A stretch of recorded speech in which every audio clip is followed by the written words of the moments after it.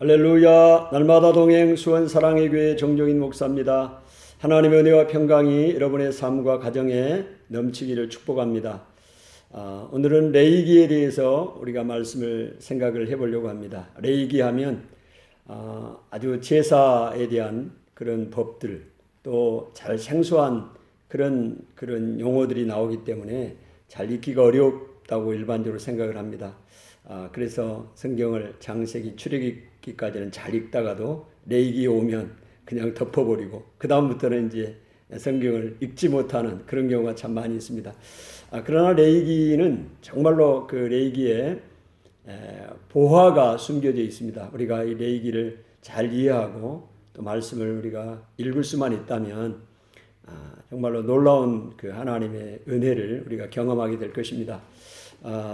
출애굽기는 그 이스라엘 백성이 애굽에서 구출되어 또 하나님의 선민 이제 언약을 맺은 사실 자체를 강조하고 있다고 하면은, 레위기는 이제 이런 선민이 된 하나님의 그 백성들이 하나님과의 관계를 계속 수립하고 회복하고 또 유지해 가는데 필요한 각종 율법들을 제시하고 있다, 그렇게 말할 수가 있고요.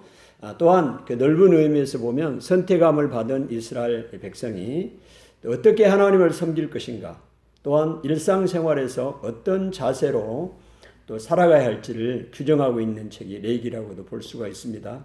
그래서 따라서 그 출애굽기는 구속, 리뎀션, 또한 그 구원, 딜리버리에 관한 책이라면 레위기는 제사, 서비스에 관한 또 헌신, 데디케이션에 관한 책이라고 불리게 됩니다. 레위기는 거룩의 교본입니다. 레위기의 전체 주제는 나 여호와가 거룩하니 너희도 거룩할지니라, 레위기 11장에 나오는 말씀으로 요약을 할 수가 있습니다. 유대인의 전통에 의하면 레위기는 가장 기본이 되고 중요한 책입니다. 그런데 유대인들은 레위기를 가장 먼저 읽고 배운다고 합니다. 레위기 안에는 하나님의 백성들이 알아야 할 거룩함, 또 속죄, 또 예배, 하나님 나라의 윤리들이 담겨 있죠.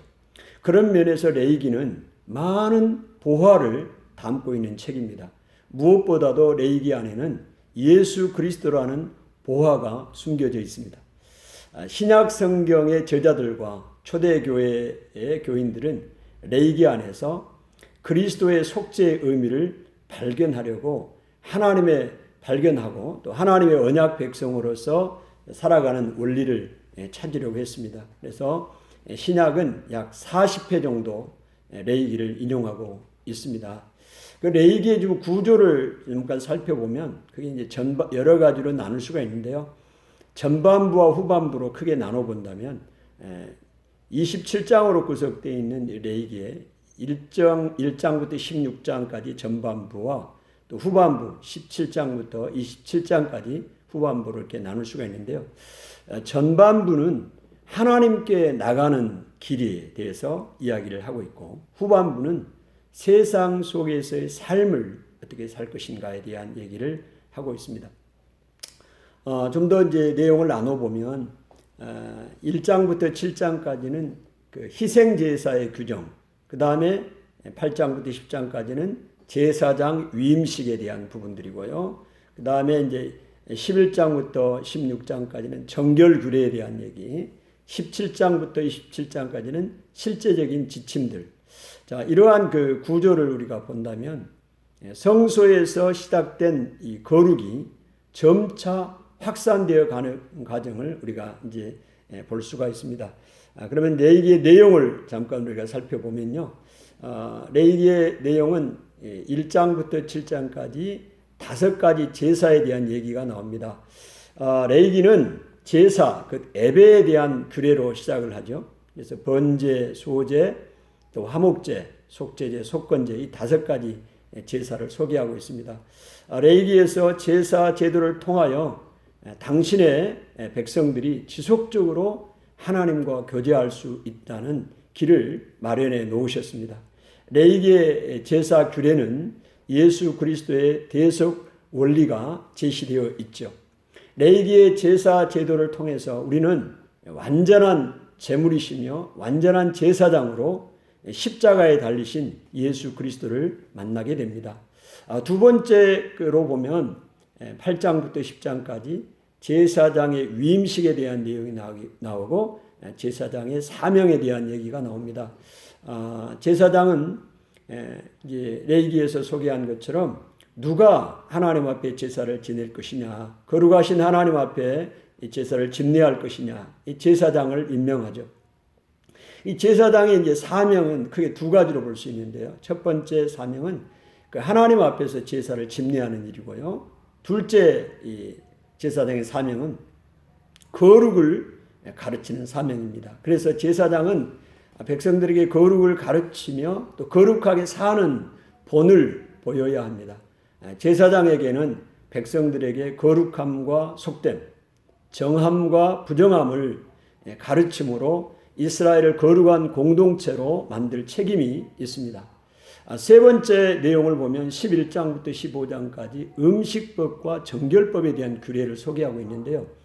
레위기는 제사장이 가르쳐야 할 거룩의 내용으로 음식법입니다. 음식법과 정결법을 가르치고 있습니다. 이러한 이 규례들은 이스라엘 백성들이 가정과 일상에서 경험하는 이 경험들을 이제 주제로 다루고 있습니다.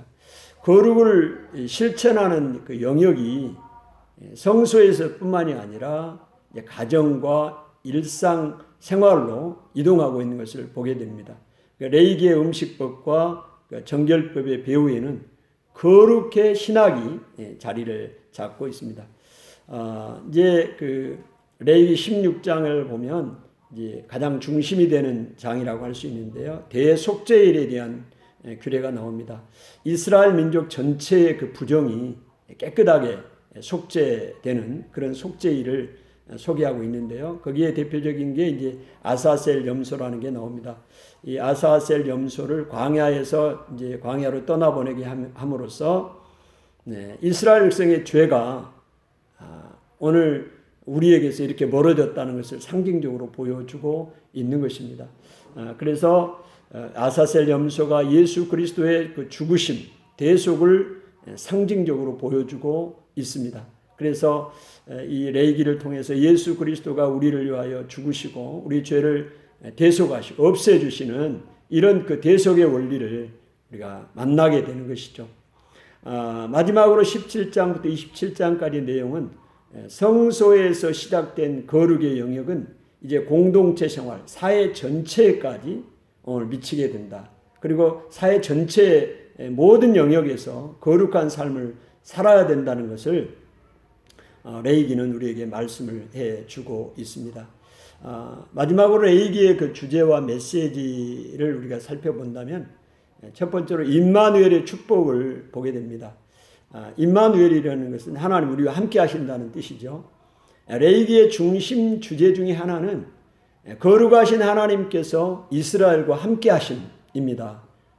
거룩하신 하나님이 이스라엘 공동체와 함께 한다는 것을 보여주고 있는 것이 중심 메시지입니다. 그 대표적인 것이 성막입니다.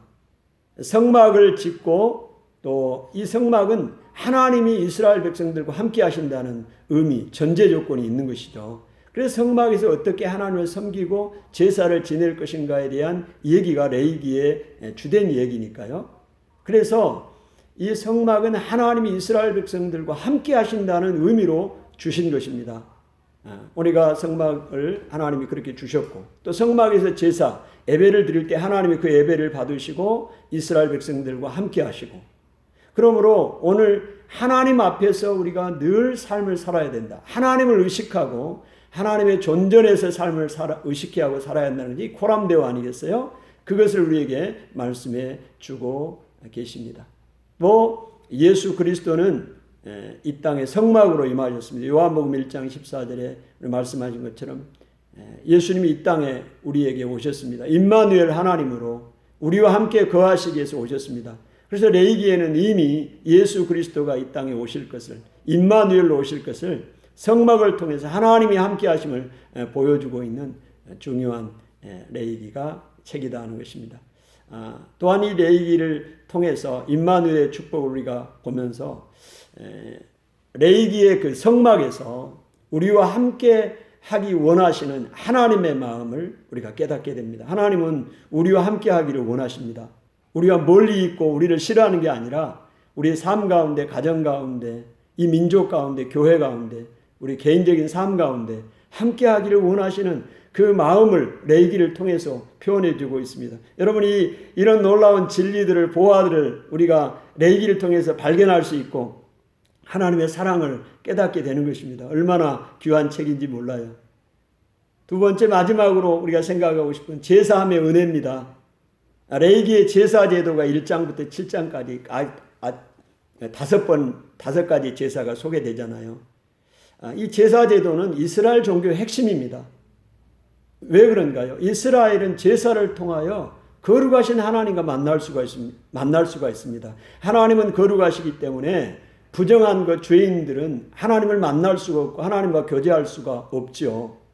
하나님과 선민의 관계, 언약 관계가 되어서 선민이 되었다 할지라도 죄를 지으면 그 관계, 교제가 회복이 끊어집니다. 그래서 그 교제를 회복해야 되는데, 하나님과 교제를 회복해야 되는데 그 회복할 수 있는 방법이 뭐냐? 이게 제사입니다. 누군가는 죽어야 돼. 그래서 대신에 사람이 죽을 수가 없으니까 짐승을 죽게 만들므로 하나님과 회복이 되고 교제할 수 있는 길을 열어주신 것이죠. 이게 죄사함의 원리입니다.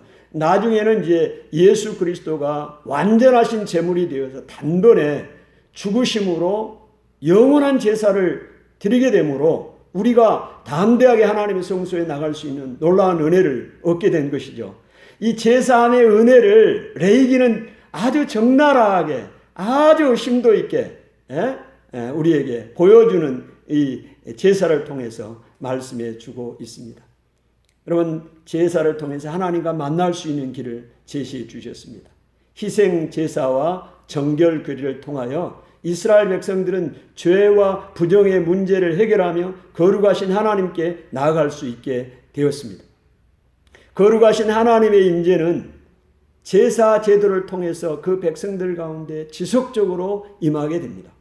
이러한 놀라운 구속의 은혜들, 놀라운 보화들이 레위기에 담겨 있습니다. 여러분, 레위기를 어려운 책이라고 보지 마시고요. 이런 관점을 가지고 우리가 레위기를 쭉 보면 놀라운 그 은혜를 여러분이 경험하게 될 것입니다. 여러분, 레위기에서 하나님의 놀라운 은혜를 발견하시기를 축복합니다. 감사합니다.